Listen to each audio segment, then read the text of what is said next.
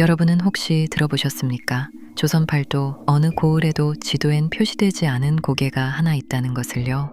이름하여 망량의 고개. 산자의 숨결이 닿으면 안개가 피어오르고 죽은 자의 발길이 닿으면 피눈물이 맺힌다는 그곳 말입니다. 오늘 들려드릴 이야기는 그 고개에서 자신의 영혼을 조각내어 파난 사내의 처절한 기록입니다. 부디 오늘 밤 여러분의 기억은 안녕하시길 바랍니다. 때는 신민년, 유례없는 흉년으로 들판엔 곡식 대신 시체 썩는 냄새만 진동하던 시절이었습니다. 한양에서 벼슬길을 닦던 선비 명우는 고향집 노모가 위독하다는 전가를 받고 밤낮 없이 길을 재촉했습니다. 빗줄기는 억수같이 쏟아지고 발밑은 진흙탕이 되어 그를 올가맸지요. 하늘도 무심하시지. 굽이진 고갯길에서 명우는 그만 실족하여 천길 낭떠러지로 굴러떨어지고 말았습니다. 비명조차 지르지 못한 채 그의 몸은 어둠 속으로 사라졌습니다. 정신을 차렸을 때 명우의 코끝을 찌른 것은 비릿한 흙내음과 타다 남은 향 냄새였습니다. 온몸은 지식여진 듯 아팠지만 신기하게도 상처는 없었지요.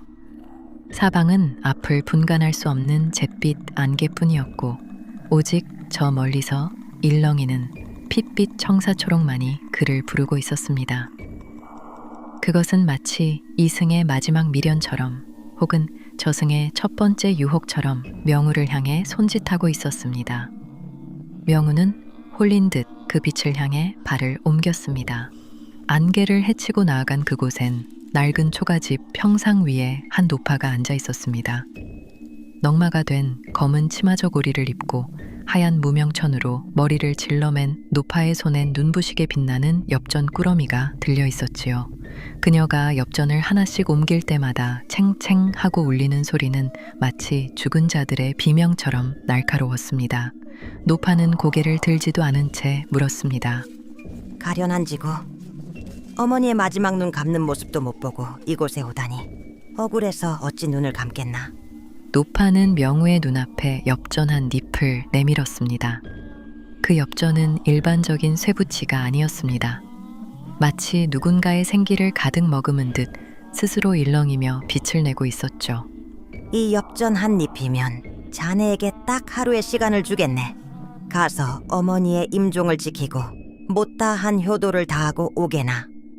명우는 침을 삼켰습니다. 그리고는 대가는 무엇이냐며 물었습니다.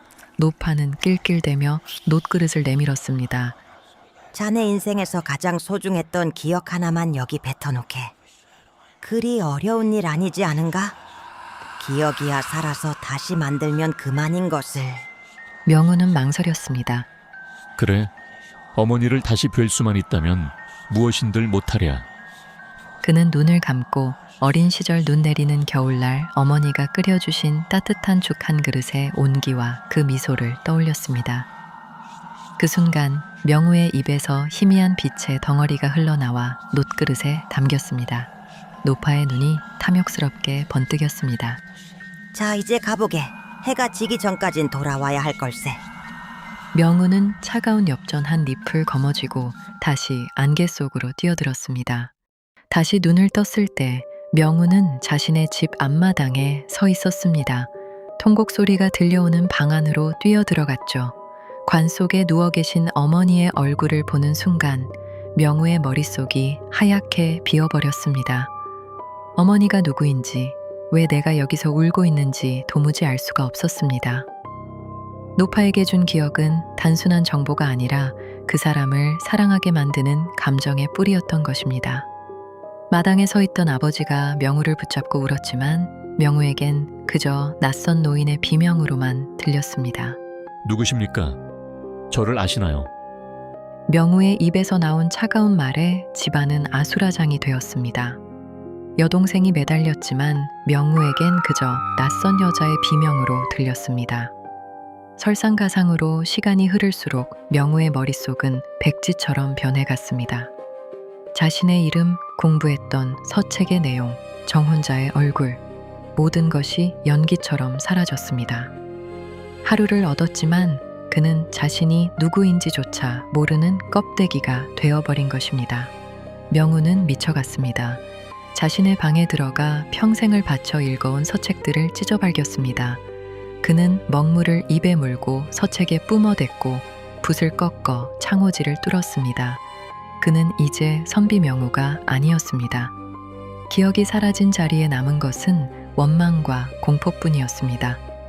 그의 비명은 밤하늘을 찢었고 집안 사람들은 그를 미친 사람 취급하며 멀리했습니다. 시간이 흐를수록 명우의 가슴팍에선 검은 연기가 피어올랐습니다. 그가 소중히 여겼던 서책, 손때 묻은 벼루, 친구들의 이름, 모든 것이 연기처럼 사라졌습니다. 그는 비로소 깨달았습니다. 노파가 가져간 것은 기억이 아니라 명우라는 인간을 이루는 존재의 근간이었다는 것을요. 사랑이 없는 재회는 차가운 칼날과 같았습니다. 남은 몇 시간 동안 그는 자신의 집 안에서 이방인이 되어 미쳐갔습니다. 약속된 시간이 다가오자 명우의 몸은 다시 안개 속으로 끌려갔습니다. 망량의 고개, 그 주막 평상엔 노파가 여전히 앉아 명우가 가져온 엽전을 낚아챘습니다. 엽전은 명우의 절망과 공포를 흡수해 이전보다 더 찬란한 빛을 내뿜고 있었습니다. 자, 이제 영원한 안식의 시간이다. 노파가 손가락으로 주막 뒤편을 가리켰습니다. 그곳엔 수백 명의 사내들이 넋이 나간 표정으로 쭈그리고 앉아 있었습니다. 약속된 하루가 지나고 명우는 다시 그 안개 속 주막으로 끌려왔습니다. 노파는 비정상적으로 하얀 치아를 드러내며 웃고 있었죠. 그의 손에 들린 엽전은 명우의 행복을 빨아들여 더욱 눈부시게 빛나고 있었습니다. 어떠냐? 다시 가고 싶으냐? 이번엔 부모님에 대한 기억을 주련? 그럼 하루를 더 주마. 명우는 결국 그 고개를 떠나지 못한 채 기억을 다 털리고 나서야 영혼 없는 엽전 닫기가 되었습니다. 그들은 모두 하루를 위해 자신을 판 자들이었습니다. 그들은 소매를 걷어붙이고 산더미처럼 쌓인 엽전을 눈물로 닦고 있었습니다. 명우 역시 그 곁에 자리를 잡았습니다.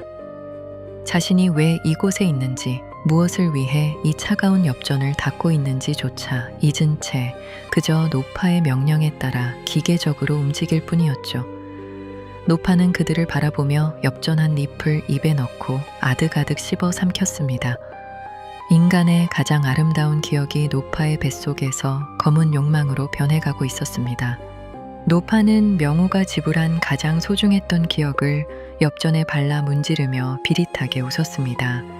어떠냐? 다시 가고 싶으냐? 이번엔 부모님에 대한 기억을 주련? 그럼 하루를 더 주마. 명우는 결국 그 고개를 떠나지 못한 채 기억을 다 털리고 나서야 영혼 없는 엽전 닫기가 되었습니다. 오늘도 안개가 자욱한 고갯길엔 붉은 등이 켜져 있습니다. 길을 잃은 누군가에게 노파는 다정한 목소리로 엽전을 건넬 것입니다. 여러분, 부디 기억하십시오.